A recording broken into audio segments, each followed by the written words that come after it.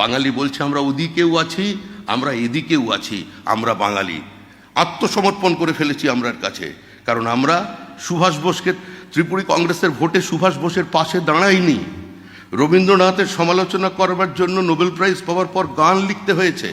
আমরা বিদ্যাসাগর যার মতো হয়তো 10,000 বছরের ইতিহাসে যে মানুষ জন্মায় না কোনো দেশে, সেই বিদ্যাসাগর সম্পর্কে আমরা বাঙালিরা লিখেছিলাম কলকাতায় যে বড় লোকেরা ওনার কাছে দেখা করতে গেলে সন্দেশ খাওয়ান, আর গরিব মানুষ দেখা করতে গেলে মুড়ি খাওয়ান।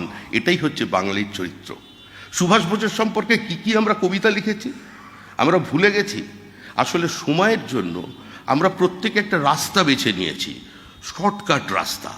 আত্মসমর্পণ করো, প্রতিবাদ করো না।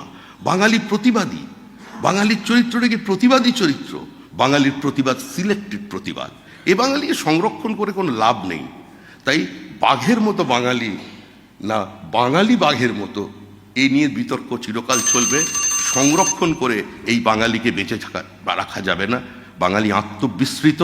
আমরা অত্যন্ত দৃঢ়তার সঙ্গে, দ্রুততার সঙ্গে, আত্মবিশ্বাস নিয়ে বিলুপ্তির পথে এগিয়ে চলেছি। বাঁচানোর যদি কেউ চেষ্টা করেন, তার উপায় সংরক্ষণ নয়।